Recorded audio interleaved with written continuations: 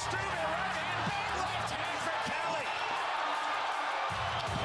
jab for the southpaw stage for Ibsen. Switching back to ortho.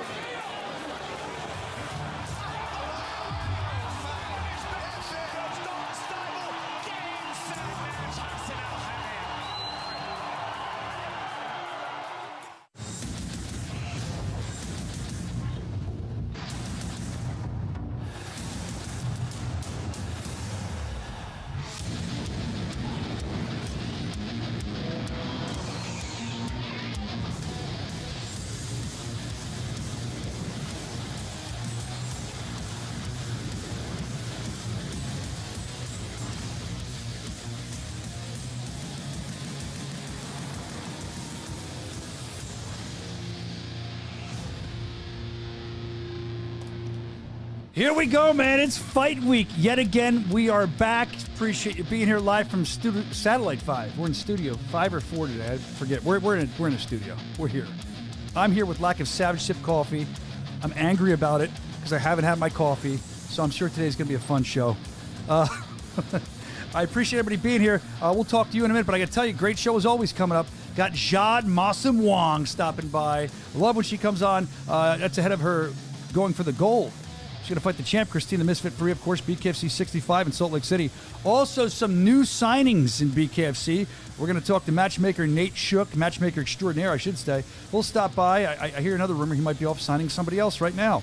Also, an announcement of a new show added to the calendar. You're going to love that. So get your posting fingers ready when we announce it. You'll be excited about that. And you know what? Let's do it. Let's get the graphics design guy, Evan. Let's give him the main event for that new show, too. Should we do that today? Blow out the main event? All right, we'll do it. So we'll announce the new show, and Villain Design, if you're watching, get the graphic ready because we're going to do it. I don't care if they told me not to. We're going to send out the new main event. We're going to announce that towards the end of the show, too, as well, for a new show coming up. We're excited for that and so much more. The boys in the booth, always hanging out, always ready to chat, especially Brandon. He loves being on the show. And What's happening? Look, he's really with today. Mic right in front of his face. First of all, you're headed to Edmonton coming up. Edmonton, tomorrow morning. It's going to be a packed house like it always is. It'll be sold out. I heard they added more seats. It's a great venue. It is a great venue. Venue's in the casino, so everything's right there. And you eat filet mignon, it's a beautiful right? casino. Don't yeah, they have good food there. The last time we didn't even leave the casino. We just everything was there for us. Food, all the work we had to do. It was awesome. It was cool, and it's like a little dinner club. We always say, if you watch when you're watching the show, if you look, people are like dining on fine china. They have beautiful like cloth napkins. It's like a 5-star dinner place. It's great. So we're looking forward to that. And I want to shout out everybody in the chat. I know some of you guys get here early. What's up to Little Ben? Rick's here. Gator, Carmen, Swervo Cuts, Ambidextrous. Actually, Swervo Cuts, I think one of the guys in the main event, I think it's Stuvo. He's a barber, I think. I could be wrong. I think he is, though. Let's see, because I know Swervo's. Chris is here. Thanks for being here, Chris. Wesley, Bowls, Beers, and Brawls is here. He's excited for the fight week in Edmonton, one of our favorite Canadians there. Everybody's here hanging out. David, Lights Out MMA, thank you for the nice words. Dylan, thanks for being here. We always appreciate it. A lot of stuff I want to get into today, and we're going to do that in a minute with the mailbag. But before we do, Evan, dad life still new to you. You said you didn't want to leave the house today, even though you love coming on the show. Why didn't you want to leave? Share us a tender moment. Oh, I mean, I woke up late.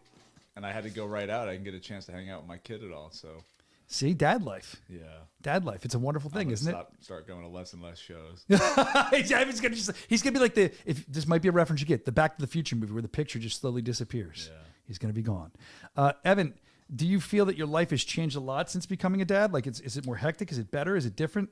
It's definitely different. I think you have to just accept that it's not going to be the same anymore, and you're kind of in like boot camp for the first 8 weeks. Like you're going to be 8 weeks. Up. Well, I mean, years. at least while she's a newborn, you're going to be getting up when they're in the middle of the night. And if you can accept that for what it is and just kind of, embrace it, it's not that bad. But if you try to fight it... It's not that bad, he says. It's not. As far, it's great. But I mean, like the getting up and doing tough. All that, if you can kind of accept that, it's not, like I said, it's not bad. I agree. So listen, Evan is a guy. He's a man's man. We know he's the Lord Zentar. So in the chat, and this helped me, I did this when I was on the radio, when I had a daughter. I'd never had a daughter. I'd never been around like a sister. I had my mom. That's it. I didn't know how to raise a girl. So if you're raising a girl, throw a little shout out to Evan in the chat and let us know what he can do to be a good dad to a little girl. He's all man. He's got to figure it out. Like play with Barbies, paint your nails, everything, right? I always said I would never paint my nails. I don't think I would. Wait till she's about 5. Yeah. I heard my daughter this morning ask my wife, say, can we paint my nails? I think that's where I draw the line. Nah, I mean, you were doing that years ago with the golf craze. All right, so a lot of stuff to get into, like I said, today before we get to Nate Shook and Jade, and we're running short on time because Nate's coming on in a couple minutes. Evan is the Lord, they say in the chat. Just get into the mailbag. Let's do that for now. It's time for mail call. All right, there we go. Can you? I feel different that I don't have my coffee in me. Do I seem different? Yeah, you're a little bit more pleasant. Oh, I feel like I'm quicker to anger today. You're a little slower. Like you're not up here. You're kind of. I had coffee, but I don't have my Savage Sip, my double caffeine. We didn't do our, our pre-ritual to get you real amped up. Anyway, that's just. I'm not even gonna go there. I had a good joke too. All right, so let's talk about me. Let's talk about me. This was sent, and I want to clean it up from last week. I didn't want to disrespect it. It was a fighter. I know we spoke. I can almost see you in my head, and I really apologize. You fought on the show, and you had said to me that you had this video of me doing the 5th and final round. Sometimes you hear me on the broadcast, but you don't see. I'll stand on chairs, I climb on things, and get the crowd excited. So this is a video of this, and it's like close up. I didn't know it was being filmed.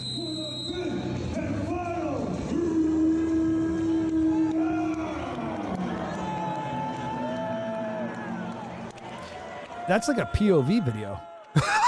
It's like, I mean, I appreciate it, but I didn't know somebody was out on top of me. Thank you for sending that in.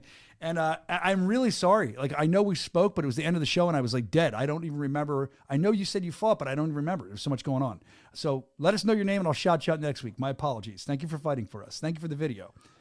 Was that? What? Was that you? I was practicing off mic. Do it. I know it hurts. I want to hear it. The 5th and final round. I thought I heard something. Is that a sound effect? That was good, Ev. All right, then. Evans. I know Anthony in the chat loves this guy. He always talks about him. I know that Evans getting some affinity for this strange man from Florida. Randy the Pervert's back. RTP. Or RTP, little RTP. OPP with RTP. He sent this one in. He seems to have this affinity for, I mean, there's certain girls, but he seems to go after Pittman a lot. So Crystal Pittman, he sent this in the Rugged Beauty, and it says here, as you look at these pictures, that you should keep your boots dirty and your heart wild. He said, make sure you say that. That's a good message for people. He just said, he just wanted to get the message out there to well, with that picture, it should be keep your boots dirty. Oh, wow. Okay, Randy, let's stop this. Stop this madness. Keep your boots dirty and your heart wild. There you go. I don't get to look at these ahead of time. Thank you. Randy the Pervert checking in again. We appreciate you. Nick Shook calling in any minute here. We'll get to him. This is from Little Ben, who's always in the chat. He sent this into the mailbag, Little Ben. He said, never judge a book by its cover. That's a great picture. Oh, no, that's not it. There you go.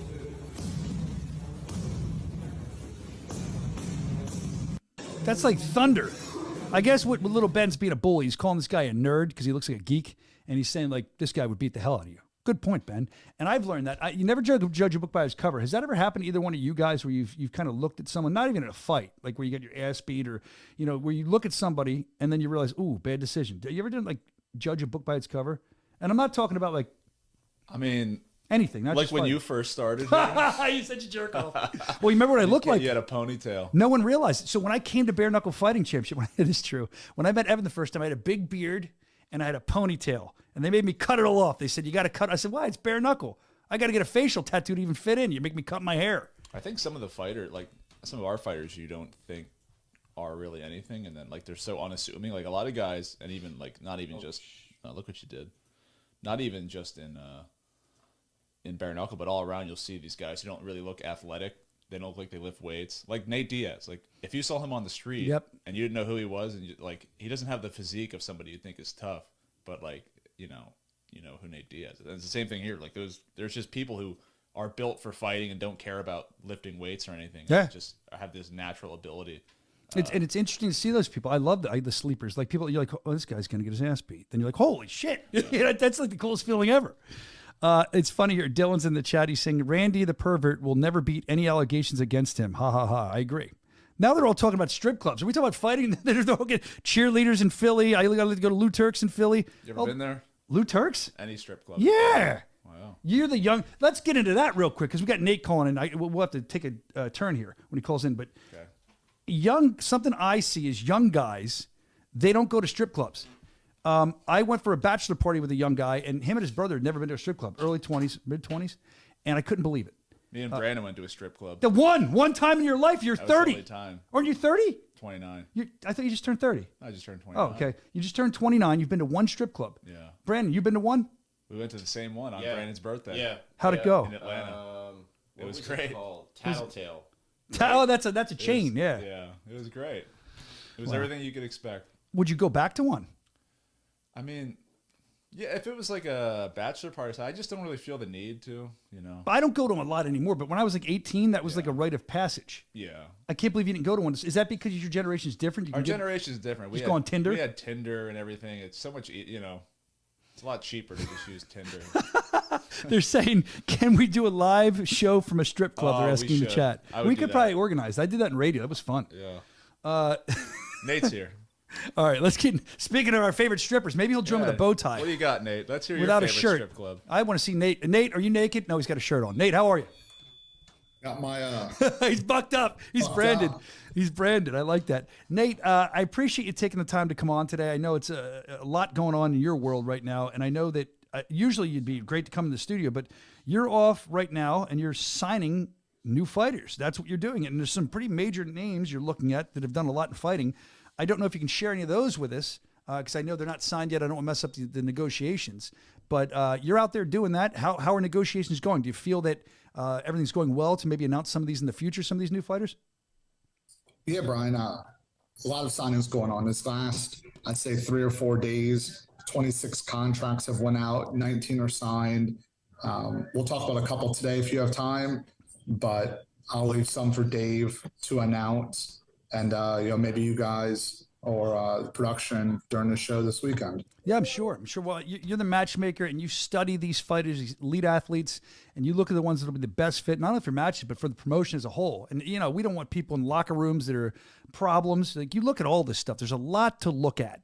And, I wouldn't want your job. I wouldn't want the referee's job, and I wouldn't want your job. They're the two I wouldn't want. But let's talk about a couple of people that we can talk about for now that you have signed. Are you comfortable with talking about any of those? Yeah, there's 4 that I wanted to touch on today. So the first one, Paulo Machado. Yep. 30-fight MMA veteran. Been trying to get a fight with us for a little while now. We had, I think 3 times we had him matched, but by no fault of his own, the fights weren't able to happen. But we're looking to have him make his debut in November, maybe December. Is this the Brazilian guy that is living in Florida now? Yeah. Oh, yeah, I've met him. Lives and trains in Florida, a head coach at a gym down there. And like I said, he's always stepped up multiple weight classes, just trying to get a fight with us. But we haven't been able to make it happen. But we have some solid possibilities for November, December. We're excited about that. And like I said, I'd met him, I think, maybe when you're negotiating with him at a show, and he was a total, I couldn't really understand a lot, but he seemed nice. How about the Joy Boy? That's the other one I want. I don't mean to jump on you, but that's the other one I want to talk about. There's a couple other ones I'm excited about I see on your list, but Justin Ibaroa, the Joy Boy, undefeated in BKFC, that would make sense to sign. I mean, why not sign Justin? I'm excited to have him back again. Yeah, 4-0. Been on a tear lately, top 10 in the world in bare knuckle. Huge fan favorite down in South Florida. Sells a ton of tickets, gets great viewership. And it's hard to argue if he doesn't win, or if he wins his next fight, it's hard to argue that he's not in line for the next title shot. Yeah, I was talking to him. He's got his eyes set on the gold like no other. I mean, this guy, he's pumped. He's got that in his sights, and I'll be interested to see what he does as we've signed him to more now. The most important part is, what color was his hair the day when you signed him? Do you know? I don't. Sometimes it's green, sometimes it's blue. Like, he keeps us on the edge of our seats. He sure does. We love the Joy Boy. Excitement inside the ring and outside the ring, the squared circle. We're excited to see more of him. Welcome back. Thank you for re-signing with us, the Joy Boy. Great pickup. I'm excited about that. And I know that we've been trying to bolster up the female division. I know we have the best in the world as far as bare knuckle, but I know you're always looking to add more. Where are we at with the females? Have you signed anybody there recently? Yeah, we have about 4 or 5 females that recently signed. The one I just want to focus on today is going to be Jamie Hinshaw, 2-0, 2 stoppages. She's ready to get back in the ring. We know that she can be a dominant force at 115 pounds still. So as we're continuing to grow that weight class, she's a huge asset for us to have. Expecting to have her back inside the ring again, probably next 60 to 90 days. I love that, man. I think that I can't remember, Nate, because we do so many fights now, but if Hinshaw, if I can remember, they weren't just stoppages. I think they were first round stoppages. Yeah, that's great. So welcome back, Jamie Hinshaw, re-signing with Bare Knuckle Fighting Championship. A lot of opportunity for some great fights. We're looking forward to see what she can do, and the fans look forward to great fights with her in there. I know you said you want to focus on 3 or 4. Can I get one more out of you, maybe? Yeah, the last one, as you know, heavyweight division. People love heavyweights, love seeing the big knockouts. We have some amazing heavyweight talent, and we're adding to it. 5-2 MMA fighter, UFC veteran Braxton Smith. He made his MMA debut against a former BKFC fighter, then he lost that fight, went on a 5-fight knockout streak, all 5 fights, knockouts in the first round. Recently fought in the UFC, lost, was released, but we're happy to add him to our heavyweight roster. Just tons of power, very explosive. Excited to see what he can do. I'm excited to see what we can do too. There's 4 great signings, Nate. Thank you for telling us about them. And I know you can't dish much more, but I know you're out there signing people like crazy. I've never seen this much activity. You always have your eyes out, but it seems like you have a lot of great talent now that you've been looking at. And like I said, I know that you, Lytle, Dave, everybody, you guys have an eye for the talent. Can't wait to see what you guys pick up next as far as fights. And I want to talk to you for a couple minutes before I let you go outside of signing about some of the past cards that you've been, I believe it's been all you doing the matchmaking for these cards. Correct me if I'm wrong. But Sturgis, we Great talked card. about what a card, what an atmosphere. It was the atmosphere on the card. I know we wanted to go there for a while. What goes into matching a card like that? I mean, how do you, I love pro wrestling, right? We know that. This isn't pro wrestling. Pro wrestling, you can book a card to make it exciting. You know pretty much what you're going to get. When you matchmake, you don't always know. So how do you ensure it's an exciting card? I mean, you just try to do the best you can. Like, what goes into all that to like a great card like Sturgis? Sturgis was unique because we already knew we had a built-in fan base there. Yeah. So Dave allowed us to put together what we believed was going to be a very exciting and entertaining card within the confines of a specific budget, right? So when you start looking at the fighters we put on there with, Josh Dyer, Zach Kalmus, the female title fight, Burns versus Shoemaker, we sat down, several of us as a team, and we said, what are some fights that these fans would love to watch? And there was probably another 20 fights we could have put on that card that would have been really exciting, but we had to narrow it down. So we sat down, we picked out these, and we felt that was, the best card we can deliver to the fans for, that crowd. Yeah, and it was, I would say it wasn't only for the built-in fan base, but I think we netted a lot. Is that the word, netted? Yeah, a lot of new fans that night. Everyone in the crowd when I was running around was very excited about the card. And I think it's unique too because the thing is, not every fight fan's the same. And I see this all the time. There's cards that I love. There's some fight fans that are like, it was this, it was too much of that. I see it, correct me if I'm wrong, as an ice cream shop almost. It's variety. You have to have a little bit of chocolate, a little bit of vanilla, a little bit of strawberry. Taste for everybody. And then you kind of try to, you're serving so many masters. But you could have a card, let's say, with newer fighters. And I find that newer fighters are trying to make an impression. So these newer fighters, they're tough. They might be they might be need to be like kind of sanded up a little bit, get a little better, but they're trying to make that impression. So they're fighting like hell. It's a different kind of fight they might do. And people will be like, oh, they don't look as skilled. I believe that, to me, I could be wrong, a fight card is all about excitement. You don't just need fighters that are elite athletes. I like to see all shapes, sizes, men, women. And is that a hard thing to put together though? Because again, you're serving so many masters, Nate. Like, how do you make it so that everyone? That's got to be stressful, is what I'm trying to say. How do you make it so every fan enjoys it? Because you seem to do that. Right? And this is something that I tell people often: is I've probably watched more bare knuckle than anybody in history. And having someone like Chris Lytle on the road with me when we're doing these tryouts is important because Chris has been in the ring. He's been in the cage. He's been in a boxing ring. he has a different point of view when analyzing these fighters than I do. So like you mentioned, it's not always about who's the most talented. It's what two fighters can we put together to give the fans the most exciting fight. And I think sometimes that gets lost because everyone says, well, this fighter's, more talented. This fighter has a better record. We have fighters that are some of the most entertaining fighters in bare knuckle that may not have had the best MMA or boxing record, but bare knuckles are a thing. And they, recreated their careers and they came on over and now they get millions of views because our sport is just better than the other sports. It's just more entertaining. It's more exciting. It's just, and now it's about finding the matchups that let the fans see what these fighters can really do. So we do have the best fighters in the world for our sport, bar none. They all go in there and put it on the line. And we have a great team that gets to analyze. And look, sometimes we don't get it right.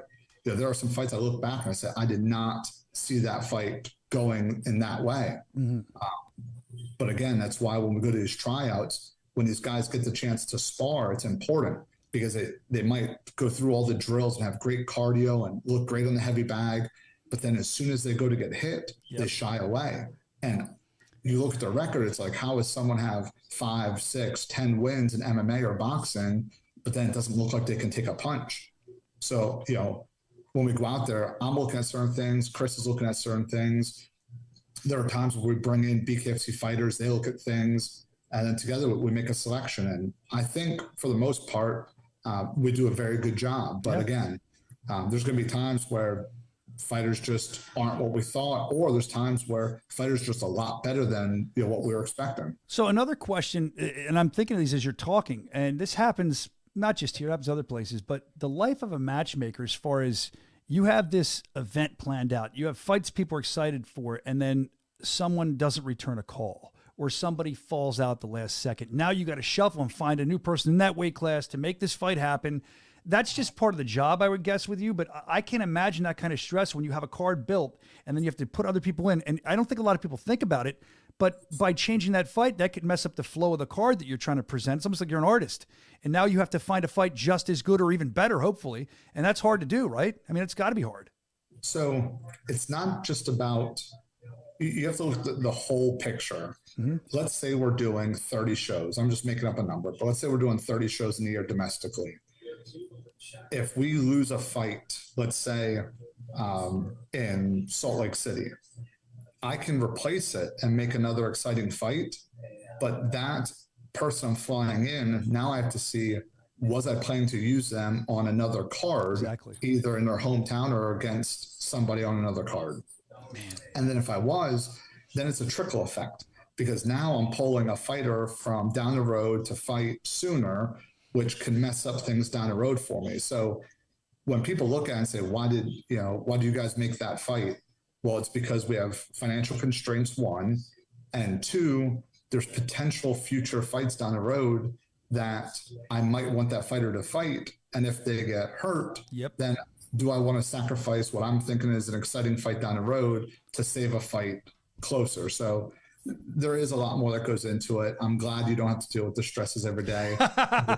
I wouldn't be here. I wouldn't be here. I mean, I couldn't do it. They are saying, I want to tell you something. Hold on. They're saying in the chat here they're talking about you, and you'll like this. And hopefully your boss is watching, because it says here, who just said this? I just saw it a second ago. It said, here it is. Chris says, whatever Nate gets paid, it's not enough. And then there's Nate is a legend. Bowls, Beers, and Brawls is saying Nate and Chris are a hell of a team. They're going nuts for you in here. So we're excited to have you on today. Before I let you go, I do have another question for you. You mentioned sparring, and you mentioned going with Chris for the tryouts. And I heard this in an interview we're going to play later on the show, but I've always wondered this. Tryouts, they're there trying to impress. They're trying to get a gig. They're trying to get a job. They're trying to get a fight. So these guys come in, and you might tell them, light sparring. Obviously, you can't spar bare knuckle. You have gloves. But do you feel that when you tell them light sparring and bare knuckle, they're trying to, most of the guys are trying to show their stuff. They don't even care. They're going harder than you would think. Like, how does that go? No, I think for the most part, they respect Chris enough. So I let Chris do that part of the talking. Got it. Because again, having him there, he can determine if these guys are going too hard or not. So I would say 99.5% of the time, The fighters respect him because he's in the ring with them. That makes sense. We've had times where he's had to throw people out of the ring because they started going too hard, and he just wasn't going to take that level of disrespect. Yeah. So I think even one time we had to remove someone from a gym during a tryout. Really? But we let them know the punch meter's there to show us your power. The heavy bag there is to show us, your movement and how you put your punches together. And then prior to them sparring, Chris, and if we have other BKFC fighters there, they go through kind of like an instructional or a seminar for 30 to 45 minutes to kind of show them what we're looking for. And then I think for the most part, if people are going a little bit harder than what we want, but not too hard, it's not uncommon for Chris to throw on the gloves and get in there with them and kind of remind them. Let him know. Let him know. So, I've never seen Chris get insanely mad. I've seen him a little perturbed. I've seen him get a little annoyed, but I've never seen him like yell at somebody and kick him out. Next tryout, I'm going to go in there and do something crazy and we'll film it so Chris can scream at me. It'll be great. I don't want him hitting me though. That's not going to happen. I saw him and Dave going at it in the lobby. Did you see that footage we played of him sparring Dave in the lobby? Where was I that? did. Is that Sturgis before they left for the show? That was insane. Hey, when are you going to spar Chris Lytle? That's what people want to see, I think. Me? No. Even if Chris, went light, he hits you with one of those liver shots. And I know. He keeps asking me to spar. I'm like, under no sir. I'm not an idiot. I mean, I am an idiot, but not like that. But Nate Shook, thank you for coming on, man. I know you're running around. I know you have probably another meeting coming up in minutes here to sign somebody else new, some other mover and shaker, as they say. We actually have a really, I'm hoping we get the deal done today and Senior can announce it next week, but I have a call that it's going to be huge. And I wish I can go more into it, but I'm 2 minutes late for it All right, now. go. I So just want to thank say you, somebody's Brian. been hanging around with Senior too much. Tell me it's going to be huge. They're going to announce it next week. So hopefully we have something. I will. Hopefully he sends it to you. You're awesome. All right, Nate Shook, everyone loves you in the chat. Go make some more signatures. Go get that ink wet, blow it off, make it dry. Thank you, brother. Nate, you're the man. Thanks, buddy. Nate Shook. I always like talking to Nate. That's cool. We got some great signings there. I'm looking forward to it. We'll be releasing more signings in the future. And I know we have Jade Masson-Wong coming up in a couple minutes. I see her behind me. Look, Jade Masson-Wong, Vanna White there. The Bare Knuckle Show. There you go. Appreciate that design. Love it. All right. Don't forget, we're also going to announce a new venue for a fight coming up, a new date. And Evan and I decided that no bosses are here. We're going to announce the main event, too. Let's do it. All right, screw it. We'll do that in a little while. I think Jeremy's still getting the graphic ready so we can put it up. We're probably going to get a text saying not to do it, but I don't care. We're going to do it anyway. I'm sick of following We're these locking the studio doors. these stupid rules. They come up with these stupid rules, Evan, because you've become corporate, and you're not following them. I'm actually proud of you. You're not always following them anymore. That's right. So we're not going to follow them today. We'll get to that in a little while. Before we get to Jade, let's go back to the mailbag. We're talking about Little Ben sent a thing and said, never judge a book by its cover. Kind of a dorky looking guy, but he could punch. It's not like thunder was hitting those bags. And the reason we're talking about never judging a book by its cover, we talk about some of our fighters being like that. I did this. I don't remember if we showed this last week because I was half in the bag down the shore. But last week, if we didn't show it, even if we did, I want to show it again. You talk about never judging a book by its cover. I was outside. I told this little kid to punch me in the face. Let's watch. Historic Memorial Hall. I don't need all this. You're yelling like an idiot. There he is. There he is. There he is. Let me hear you. Punch me in the mouth. Come here. Real. You really. There you go. You're tough. That hurt. You're tough. That was great. That little kid's parents wrote in about that. They thought it was great. So I'm glad I could play that for you again. KCNS Records. So much love, but such a shame. You were talking about being a dad earlier on the show. Here's a dad fail that you and Evan could learn from. And Brandon, too, by the way.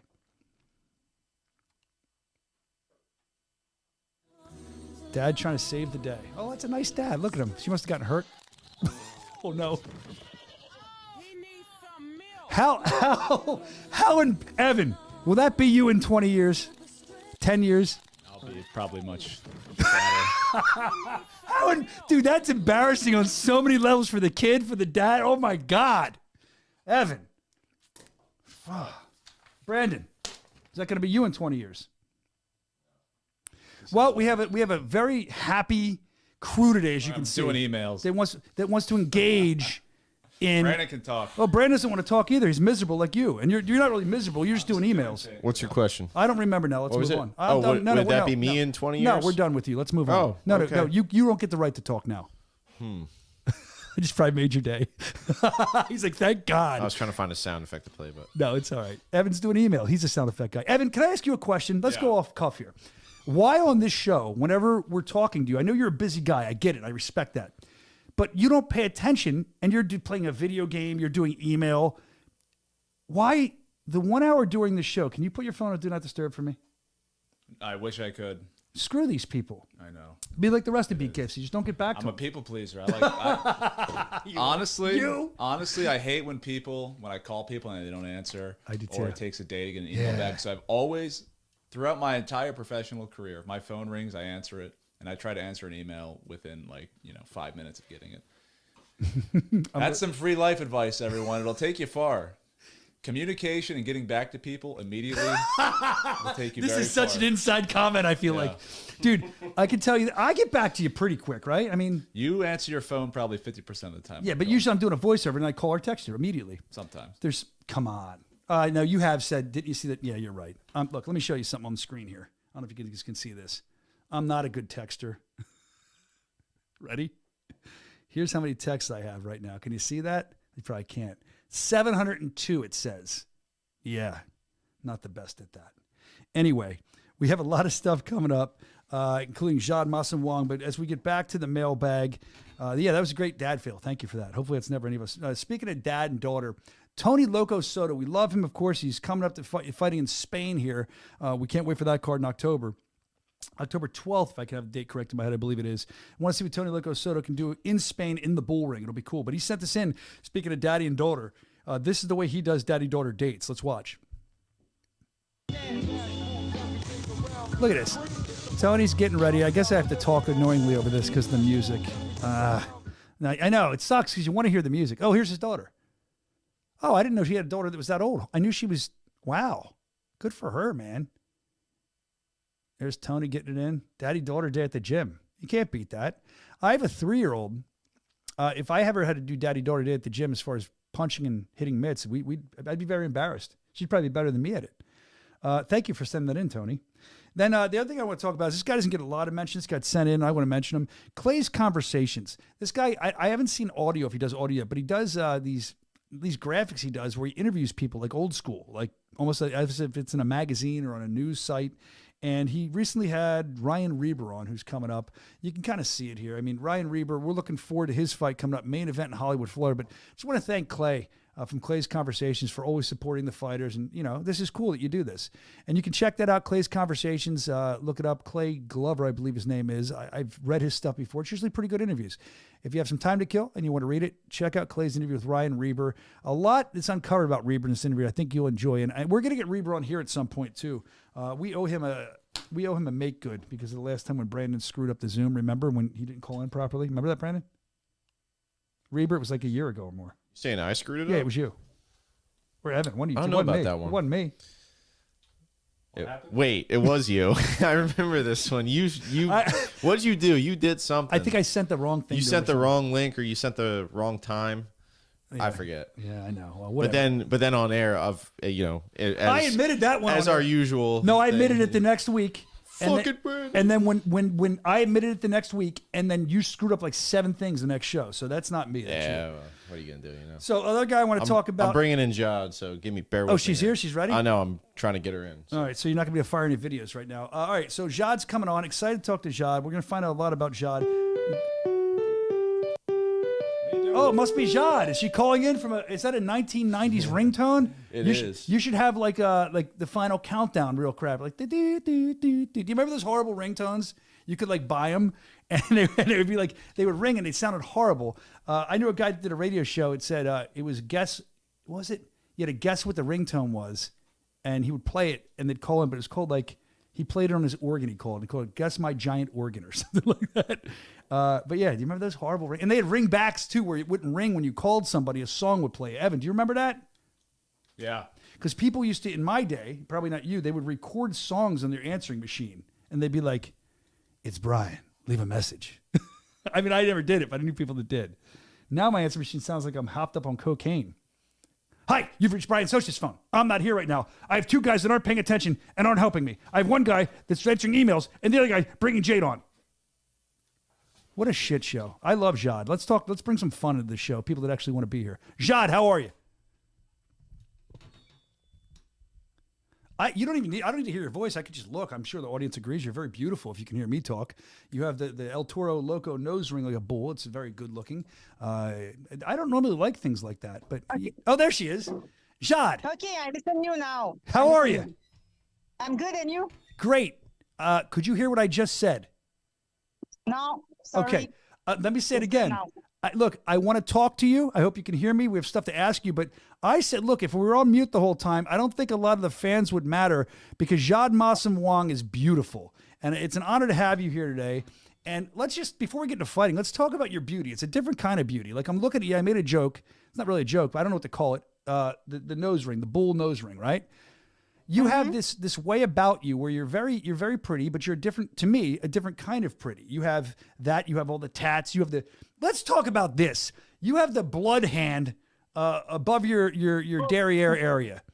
So Yeah. I've always noticed this, and I'm a happily married man. Look, I'm just going to be honest with you.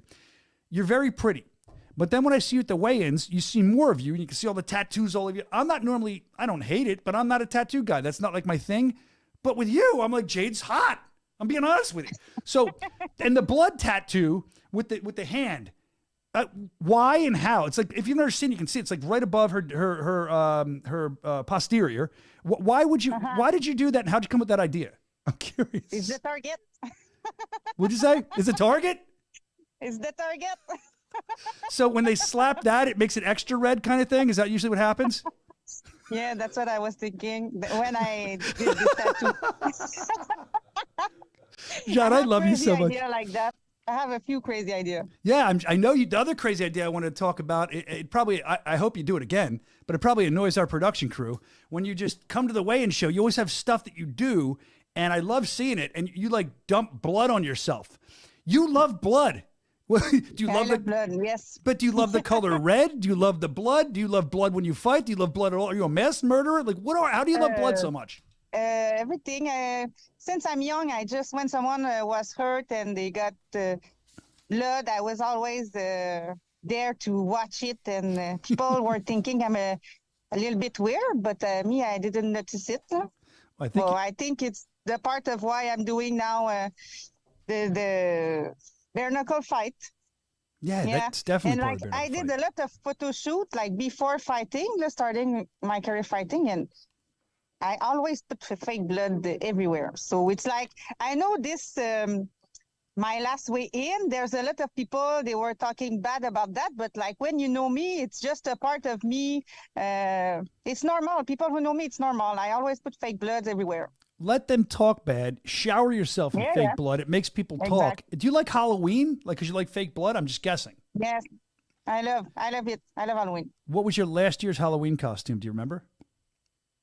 Oh, yes, but it was not, it was last year. It was just like a racing thing. But because I don't have time anymore to make a big. You make them.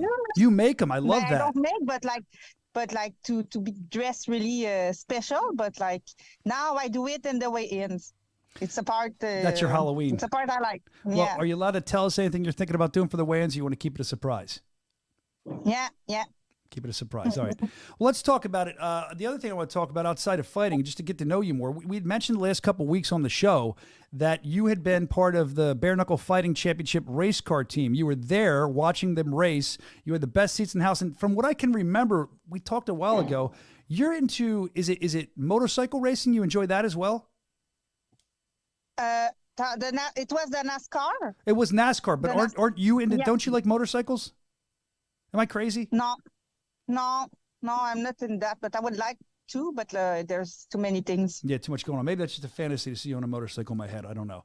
But I'm thinking that the race car stuff, if the NASCAR stuff, are you into that or you just kind of went for the company? Because you seem to be enjoying yourself. I mean, was it fun?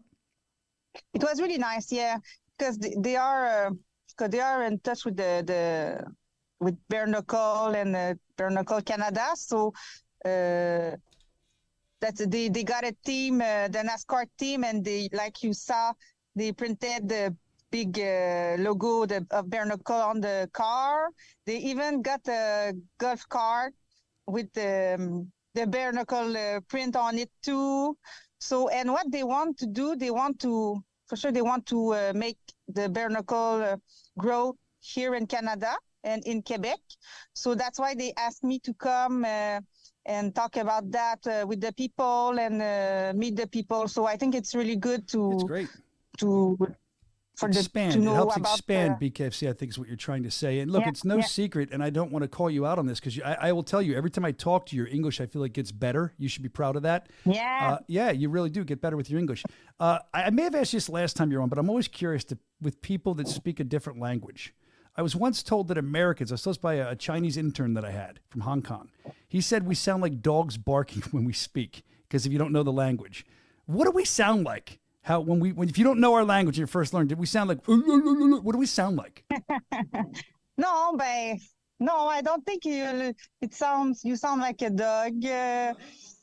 But I'm still used to, because I had class of English when I was at the school. So I'm used to, so it's not, maybe Chinese looks like more weird than English. Well, I told him that. I said, "You're saying we sound like dogs." I said, "You sound weirder than we do." If I don't know your language, he's like, I can't. I'll probably get in trouble for what I want to say, but you know what I'm getting at. So, Jade, you have a big fight coming up. I mean, that's important. We haven't even talked about it yet. I'm sorry. You're just so interesting to talk to. Christine the Misfit Faria, a fighter that most people we've said it on the show, run away from. They don't want to fight. We can't find her a fight. We found her fights, then people don't compete in those fights. We start promoting the fights, they don't happen. This fight's about to happen. September 6th, Salt Lake City. You didn't run from it. I believe in the promo we said the most feared woman in combat sports, and you're a person that looks at fear and basically laughs at it. You don't care about fear. Tell us, why, other than your ranking and everything, why did you think this was a smart fight for you to take when no one else would take it? But, okay, yes, for sure. Like you said, the ranking, I think it's the logic now to do it, because I'm number one since the last year, and I almost fight all the girls in the top 5, and she almost fight all the girls in the top 5.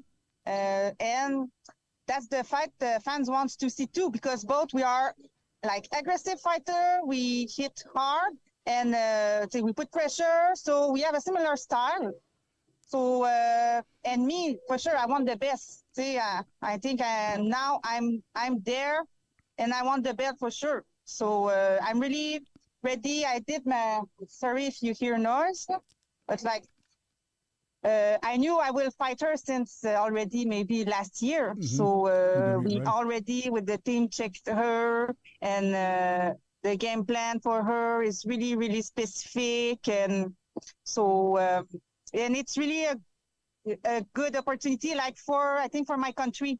Because, do you hear me good? Yeah, I'm listening. It's a good opportunity. Okay. I'm listening. It's a good opportunity all around. There was a weird delay there. I'm sorry. Yes, for the country, a lot of other fighters wrote me, and they said it's going to be good for the sport in Canada and everything. I'm like the representative of the country. Look at you go. That's got to be cool, right? To be the representative. They feel that way? That's really, really nice, yeah. And I'm really proud of that. And like, I'm going to show that what we can do, Canadian people, that we have a good team here. I'm at a really good gym, and we can do a lot.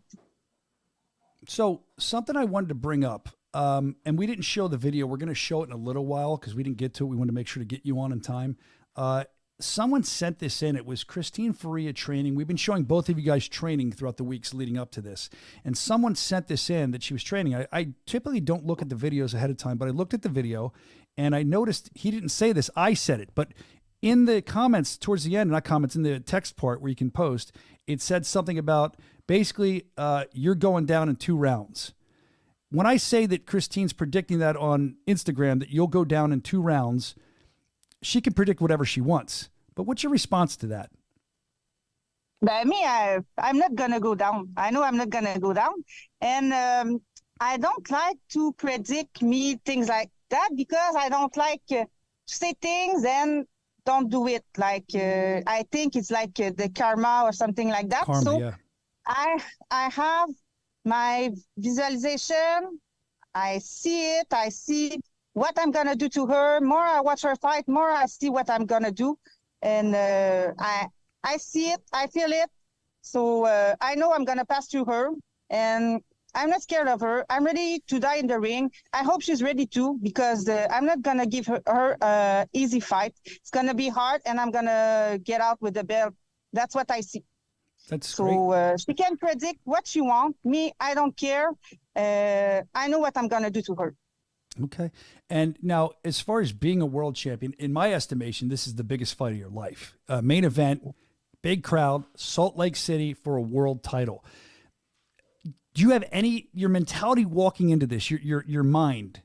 Is your mind clear? You just said you don't fear her where most do. You just said you're ready to go. Like, you seem so confident, and you can usually see when I interview fighters, I can see in their eyes or their body language how they feel. And you feel very, very confident. Why? Why do you think you're the one to beat Christine Misfit Faria?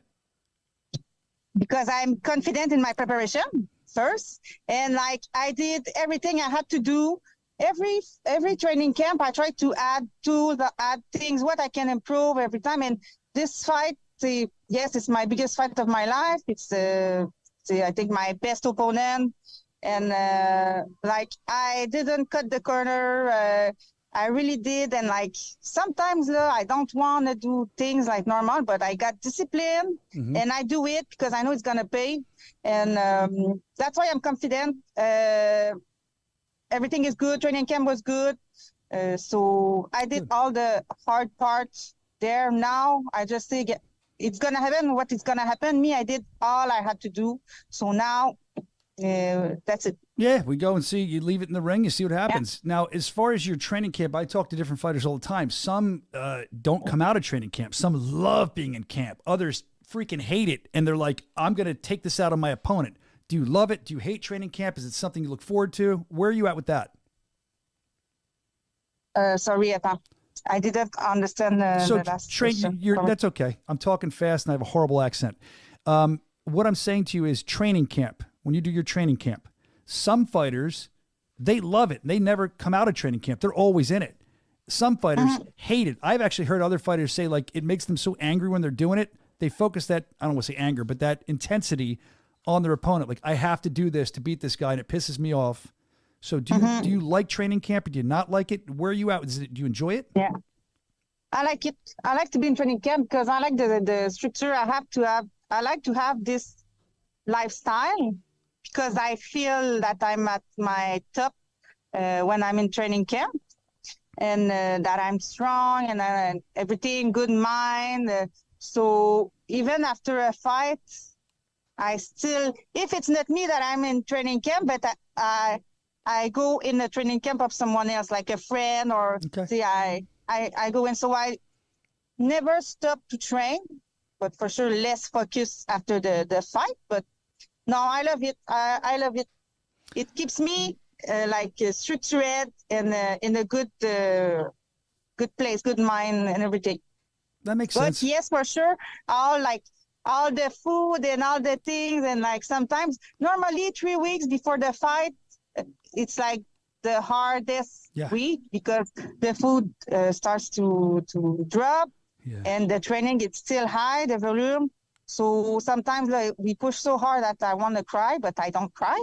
But I want because of that. But at this time, I tell myself, yes, it's because of her, and she's gonna pay for that. Yeah. Okay, you're one of those type of fighters that thinks that way. It's always interesting to see. Jade, I don't know if you even know this because I know you watch and stuff, but you're in the back, you're fighting, you're watching the fights, but the commercials during our broadcast sometimes mention the Bare Knuckle Show. I'm very grateful for that they do that. And you're on the commercial all the time. Do you know that? But here's the thing. You're on the commercial for the show, a highlight of you. So we need to refresh that highlight. So you got to do something, I don't know, for a highlight. Do something cute, blow a kiss, do something, wave, do something, you laugh. No, I don't know. There it is. Wait, we got to do the 2 screen if they're going to put that in the shot, right? Turn, blow a kiss at Evan, please. The what? Blow a kiss towards Evan this way. Like you want I do? There you go. Is it the good? Yeah, you're good. Do it. Yeah, you're good. And I do what? Good. Now blow a kiss to Evan. He'll like it. A blow kiss like that? Yeah, go ahead. Evan will receive it.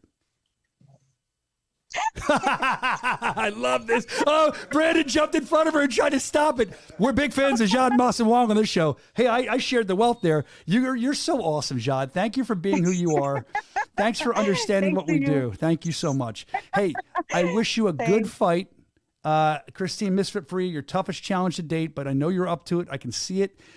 It's a fight the fans want, as you said. So I hope that there's a lot of blood at the weigh-in show. I hope there's a lot of blood in the fight. I know you'll like that. And I hope that after you're done training that somebody can make that tattoo of the handprint more red for you. Does that make Good. Good. All right. Jade Masson. You said it. I'm just doubling down.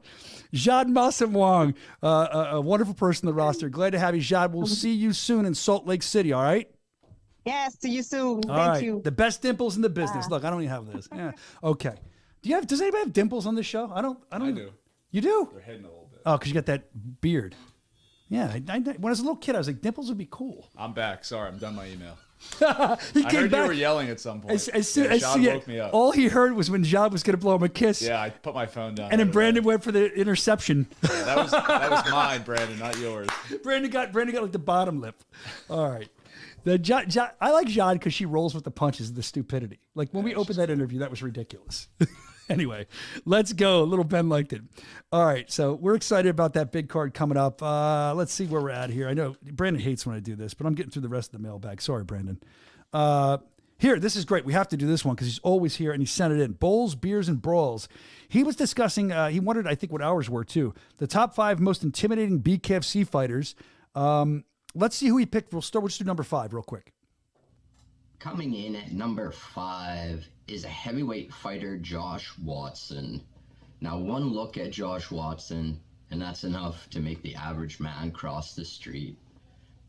That's without knowing that he's a BKFC fighter.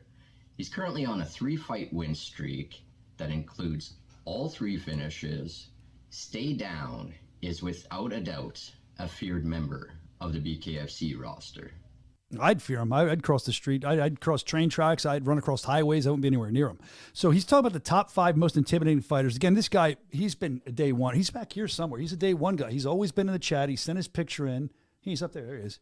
But I'm wondering who we think it is. I can tell you 5 was Watson. Watch his thing. Bowls, Beers, and Brawls? I think it's on YouTube. So you can watch his thing. But 5 was Watson. I can't remember if 4 or 3 was Ben Rothwell. But number 1, I'm not going to tell you. Number 1, you're going to be, it's probably arguable, but I wouldn't have picked it, but I see why he did. I wouldn't even thought to pick it. You'll see who number 1 was when you check it out. Again, that's from Beers, Bowls, and Brawls. I always put it in the wrong order. Sorry, Bowls, Beers, and Brawls. Either way, you're going to be all messed up by the time you're done. Let's talk about intimidating fighters really quick on the roster. And these are current fighters. These aren't guys that fought here before. If we go around the horn here, Evan, who do you think one of the most, doesn't have to be the most, off the top of your head, would be intimidating on the roster? Like, they walk in a room and you're... Well, it could be, as he was saying, it could be fighting. It could be the way they carry themselves. It could be...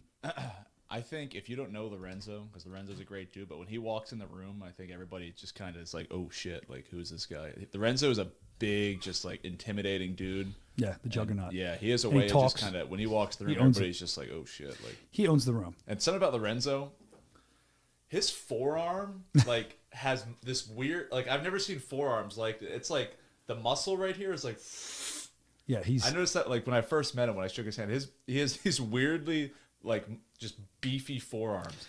My thing, before you went up to heavyweight, Lorenzo, it was interesting because you would see him when he's not preparing for a fight, when he'd come to a show, and he'd be bigger. Like, it'd be like 250. I'd be like, oh my God. He said he walks around at like 230. I mean, this was years ago when I was talking, but when he was fighting at 85, but he said he walks around probably 230. Yeah, I think I'll peel back a little more. I believe I can remember when I watched Bowls, Beers, and Brawls thing, Canadian. I don't know if he'll be in Edmonton, but he's a Canadian.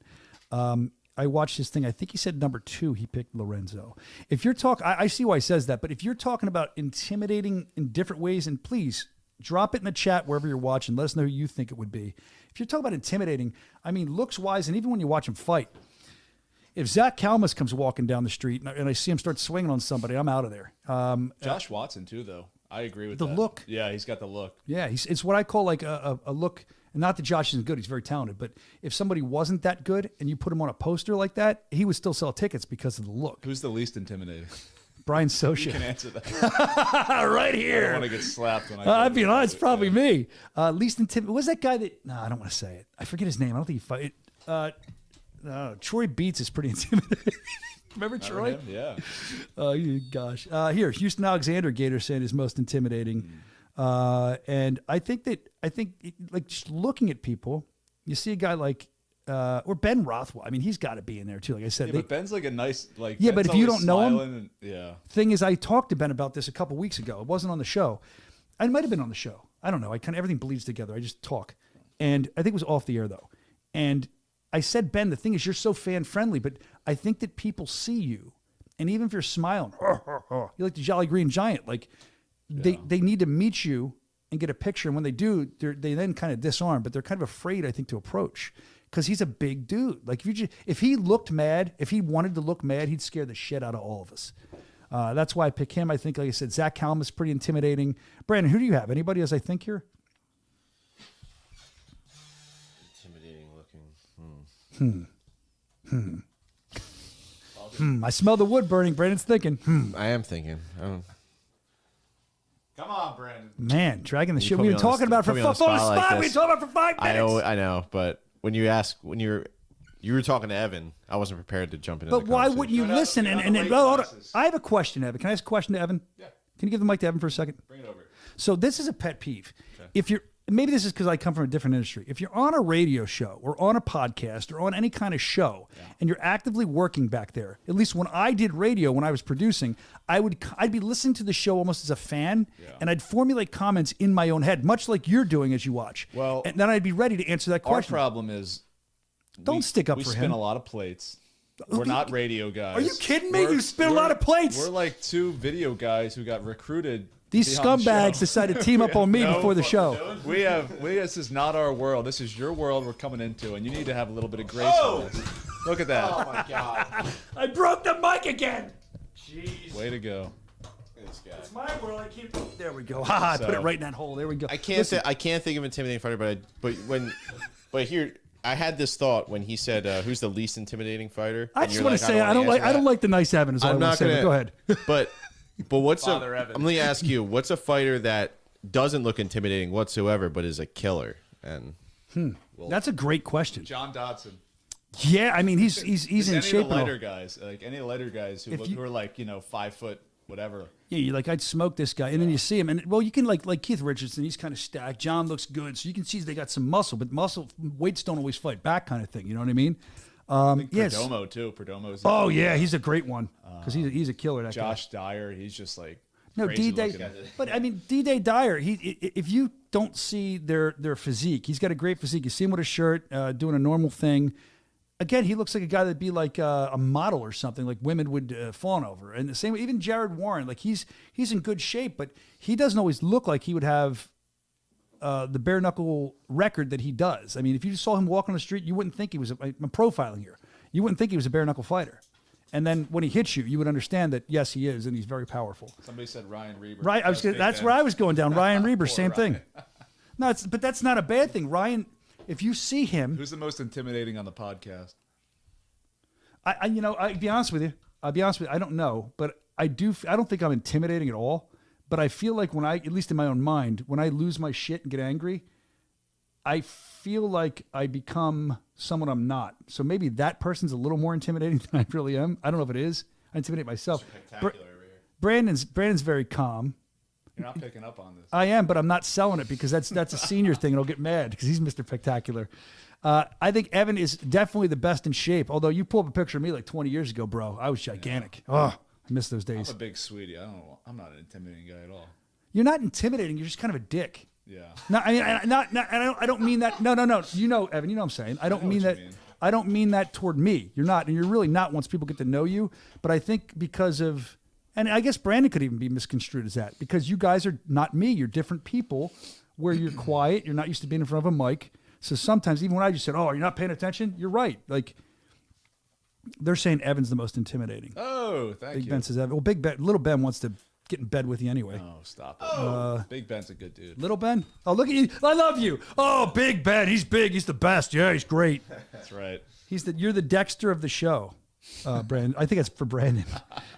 Brandon is for sure silent and a deadly killer. What's the Dexter? You never saw Dexter, the serial killer? That was my favorite show when it was on. Oh, I love it. Look, my job is not to be intimidating unless I'm a bad guy wrestler at the time. My job is to be a nice, friendly guy. Although I think people could see me as a dick from time to time. I don't try to be. I really don't. It's usually when I'm stressed out. All right, let's see. Let's get back to what we're talking about here. Other than that, thank you for that. We jumped off on a whole thing there. What a great topic. Let's see. Let's go to Salt Lake City. Okay, this is good. My wives are letting me go out for a night. This guy's from Salt Lake City. And he puts in parentheses, I'm not really from Salt Lake City. Get it? LOL. It was a polygamist or something. Oh, is that a Mormon thing? I think they're making a joke. My wives are letting me go out for a night. I'm not really from SLC. Get it? LOL. You don't have to put get it. I would have gotten the joke. Sorry. Wasn't watching live, but I saw you guys talking about Faria and Jade's training last week. Yeah, we were talking about that earlier too. Check this out. Who can beat Misfit? Thanks for making me laugh. Tell BKFD to give you more days on the show. He called it BKFD. That's great. Bare knuckle fighting douchebags. If that's probably why you like the show. Thank you for that. But I think he meant to hit a C, but I appreciate that. Faria training. Let's look at this. We saw Faria training last week, and she has this intensity that you don't normally see. I mean, you see intensity, but hers is like no other. She's driven to state champion, out of champion behavior. And this is the clip I was talking about earlier when it got sent in. And she said, if you look down in the text there, something about in 2, where's a knockout is coming. I'm sleeping my opponent in round 2. So Jade says that's not happening. Jade took a little bit of exception to that. And she doesn't think that's happening. So Jade, I mean, is ready. I mean, did you feel that? I know you were doing things, but you were paying attention to Jade. As I said, you can kind of see body language and facial expressions when you're talking to somebody if they're confident. I feel like Jade's extremely confident. She has every right to be. Yeah. Sorry, I was going back in my head. I was thinking about Jade's fight because I can only compare it because they. Correct me if I'm wrong, but they both faced Taylor, but that's the only opponent they share. That's a hard thing to compare. Yeah. You know? So it's 2 different fights. Like Christine versus Taylor was a lot faster than Jade versus Taylor. Mm-hmm. You know, that went the distance. So if that's the only fight, correct me if I'm wrong in the chat, but I'm pretty sure they both only fought Taylor. That's the only opponent they shared. Yeah, I think so too. If I can only have that to look at, and on paper you would think Christine would go, you know, would run through her, but yeah. I don't think that's the case. I think Jade is going to present a lot of different challenges, and the power being one of them. Her willingness to trade and make it nasty too, which when you look at how Christine has faced when she fought Helen Peralta. I mean, I know it was all the way back to BKFC 7. Been a lot more fights, a lot more training. She's a totally different fighter since. But Helen Peralta was like the first girl to really bully her and get in her face and sit there and trade with her. So how I'm sure Christine's understands that about Jade and she's training for that. But how are they going to match up stylistically? It's a very interesting fight. No, I think so too. And I know when you don't have much to look at and we're trying to analyze these things, and I looked at it too, why you would look at who they fought in the past and, if they fought the same people, how those fights went.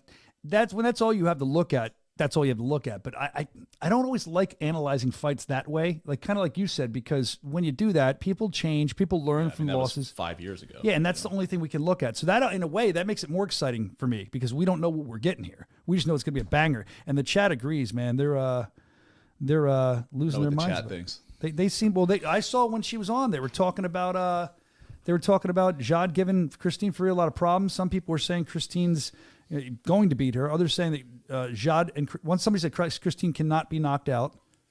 And then there's a lot of support both ways. It's a fight they're very excited about. I love that Nathan, the Rivera era is here in the chat. Nathan Rivera fights for us. Can't wait to see him fight again. Young prospect, young star on the rise.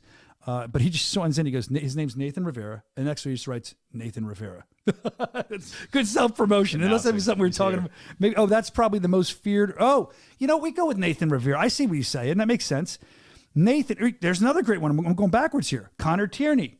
If you see him just walking around town, he looks like he should be a model, not an intimidating BKFC fighter. The same, and who said that? That was great. Little Ben. Okay, thank you, Little Ben.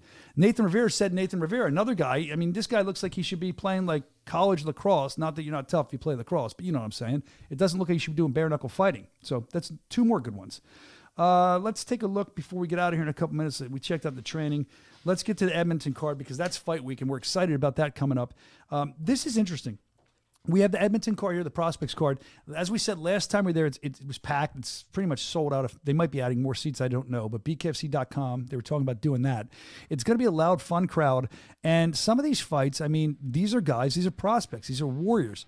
These are the dudes that, is there women? Yeah, women, I'm sorry. The dudes and the women that come to fight. I was talking to Nate about this earlier. They want to impress. They're looking to get on the bigger cards. These guys are ready to bleed. The women are ready to bleed. They're ready to fight. They're ready to brawl. They're ready to win. All they want to do, their main goal on this show, the whole goal is to impress BKFC so they can move up. That's why I love the prospect shows. They're always exciting. And we get some new talent. We get rehab talent. One of the fights that I'm looking forward to is the main event, and with all different reasons. I mean, one of the reasons being that I thought it was interesting that Sonny Smith, I saw him talking, and I didn't realize this. Again, I talked with Nate about this earlier. I didn't say the names, though. Sonny Smith and Drew Stuvo, they were at the tryouts together. And light sparring. They do light sparring. So they have sparred each other before. We can go more in depth because I saw this on, I think it was the Bare Knuckle Bowker was talking about it, where Sonny Smith was sparring with Drew Stuvo. Let's watch that really quick. Recollections of that.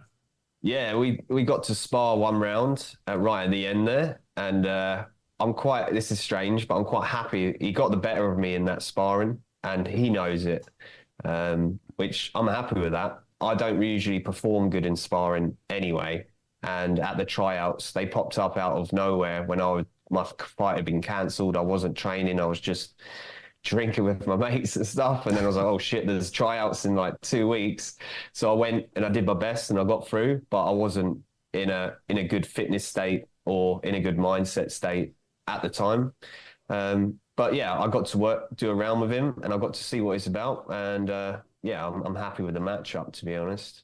And what he's going on to say there is I believe he's glad that it went that way, because now he thinks his opponent sees him like that. And it's like mind games kind of thing. And I'm sorry, because I was writing something as that was going on. I'd watched it before. I don't know if they mentioned it, but I watched the whole thing. And he had said that he thought that his opponent kind of was trying to prove something, and behaved a little more aggressively in sparring.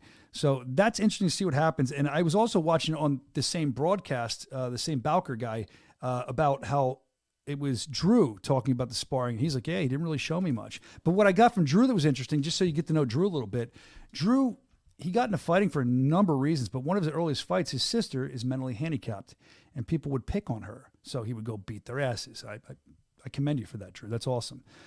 He said he had his first amateur boxing match 2 months after he started training. I think he said he was at like a UFC gym when they were new, and he left there and wandered into a boxing gym. So there's a lot of interesting stuff with this main event. We're looking forward to the whole card as we come to Edmonton. BKFC.com. If there's tickets available, grab them. If not, you can get the app too. And then, yeah, beers and brawls is asking, has anybody solved the Wheel of Fortune puzzle yet? I don't know if they can in the background. I love that we put Jade as Vanna White. Vanna, listen to me, Vanna. I'm talking horribly now. Vanna. Yeah, I'm saying Jade Masson-Wong, Vanna Watt. I don't want to skip back, but I'm gonna. What do you got? I really like the Hassan. I forget his last name. Hungry Hassan. I just know his Instagram name.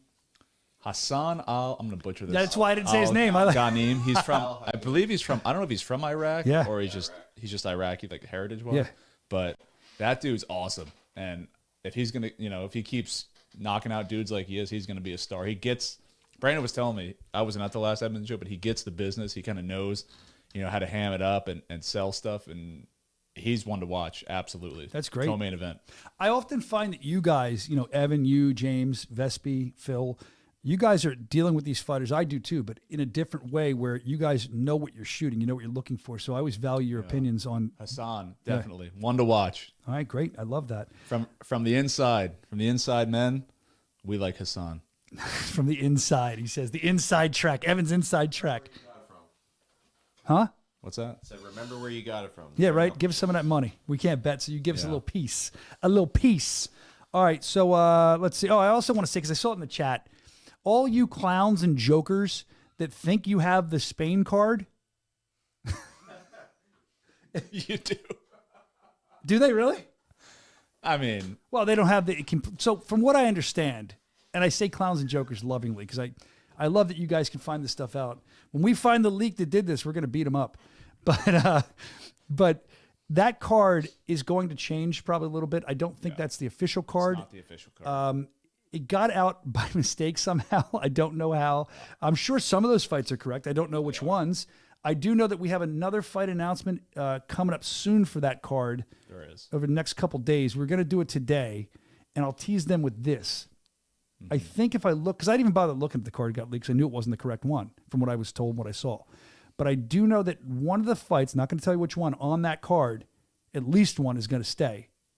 Because I think that's one of the ones we're announcing coming up. Yeah, okay, good. That's true. So you guys can decide. That's a preliminary card, and until it comes from us. Yeah. Now you can see how BKFC matchmaking works. We come up with cards, and they don't always pan out how we want them to. And then they get leaked. Hilarious. All right. Anyway.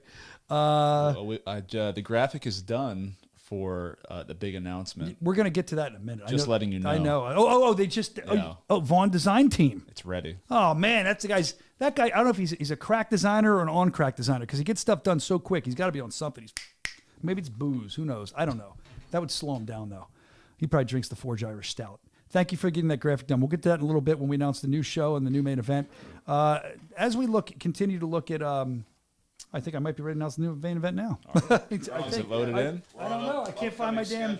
where's the rest of my rundown? I don't know. It's all gone. What happened to it? Brandon says upcoming schedule. Yeah, let's do that. And in the upcoming schedule, that's it. Is that where we're at now? All right, good. Thank you. I don't know what I'd do without you guys. All right. Upcoming schedule. Here's what we want to make it, like, build it for you. We talked about that August 31st. Excited. That's this weekend, man. It's going to be awesome in Edmonton. What a loud crowd. BKFC.com, River Cree Casino. Get your tickets if there's any still available. Check that out. And then we move on. We talked to Masson-Wong today. Jade Masson-Wong challenging for the world title with Christine Faria, a fight you're looking forward to as fans. We're looking forward to. You heard Jade. She loves blood. So that's going to be a good fight. And then, of course, we were talking about Ryan Reber, the Royal one, a little bit earlier. I said it last week. He's going to try to obtain his crown as he fights Alberto Blas. That's going to be September 13th at Hollywood, Florida. Another great show. Always a great crowd there. Looking forward to that. Then after that, of course, we are in Marbella, Spain. Very excited about this. You can see Tenaglia versus Soto. We saw Soto early in the show. We saw what he's working on. I mean, just hitting the mitts. He looks like he's ready, and we're this far out. It's going to be a bullfighting ring. You got, no doubt, Trout coming back to defend his title against Franco. Man, we're looking forward to Franco. Excuse me, looking forward to it. So that's going to be good. But let's, without further ado, do we have the breaking news announcement or whatever we do here? Yes, we do have the breaking news. We also have the drum roll. Let's do the drum roll. So without any further ado, the next BKFC Bare Knuckle Fighting Championship, if I can speak, show coming up is... Throw it up, boys. Boom. Hey, there I am. Look, hi. Hi, guys. I'm not in the fight. October 25th. October 25th, BKFC Denver. We're coming back to Denver. Of course, the arena we used to go to was beautiful, but they demolished it for some reason. It was newer, too. But we're going to be back in Denver, BKFC. We're not going to tell you where yet. Go get your tickets, bkfc.com. Main event, man. Look at this main event. Oh, man, in Denver, too. It's more like sign up for the ticket pre-sale. Is that what they're doing? I thought. Yeah. For the vacant Cruiserweight Championship, a new champion will be crowned as Chris Camozzi, local guy, fights Sawyer DP, another tough guy out of Montana. Wow. That fight's going to be awesome, and it's for a world title. If you want... Why was I seeing my face? Can you put that back up one more time? Yeah, sure. Hold on, I want to act like I'm refereeing the fight. It'll be great. Special guest referee, Brian Soscia. That looks like you're like part of the poster. Hold on, yeah. Like he faded you in, yeah. Anyway, we're excited about that big fight. Camozzi versus... I'm trying to get out of the poster. Camozzi versus Sawyer DP. It's going to be awesome. That fight in the chat, I'll be there, little Ben saying. A day before my birthday. Nice early gift, Scott saying. D. Nixon wants to know where in Denver. I don't even know where we're doing. I don't think we're allowed to talk about it yet. I don't know if they've secured the contract, but I mean, as far as the arena, they may have. They keep things from me like that. We weren't even supposed to put out that main event, but I'm sure we're going to catch hell for that. But whatever. It's about you. It's not about the suits. It's not about the brass. It's not about the corporate people. It's about you, the fans, and want to keep you updated. From saying that, it'll probably be my last show, so I appreciate you being here. All right, that was the big announcement. The other thing I want to touch on quickly before we get out of here is Salt Lake City. Salt Lake City coming up. We're going to do a fan fest. We got the World Strength Games. A guy's going to be there trying to break the world record. He's going to carry, what's it called, a Mason stone or something? Some kind of stone. It's like 400 and some pounds. This guy's going to just carry it. They said it looks like a giant coffin almost. And he's going to carry it and then carry it back. I forget how many feet, but he's going to break a Guinness Book of World Record right before the show. Come see that. So we decided to do like a fan fest around it. We'll have the bucked up truck out there with samples. We'll have, we're looking to get the Air Force and the Marines involved. I'm still waiting to hear back from at least the Air Force. Hopefully the Marines will be there too.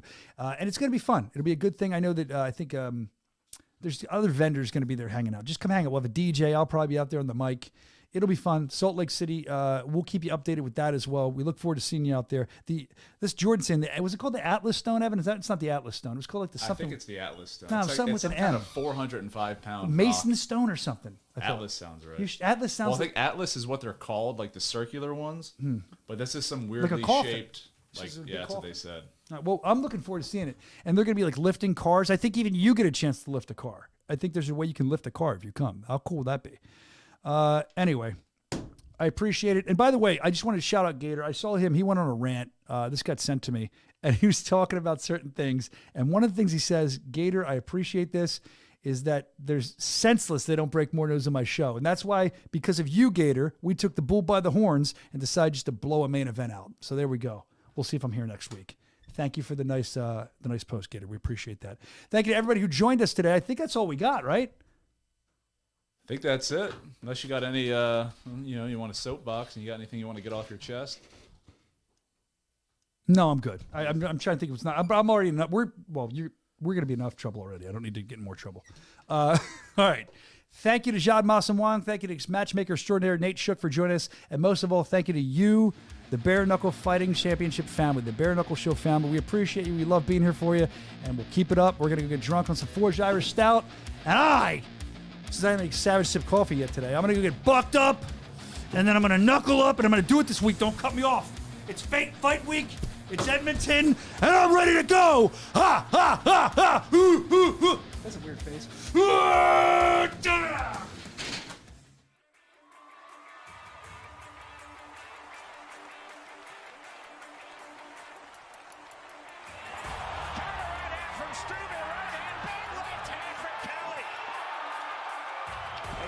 jab from the southpaw stance for Ibsen.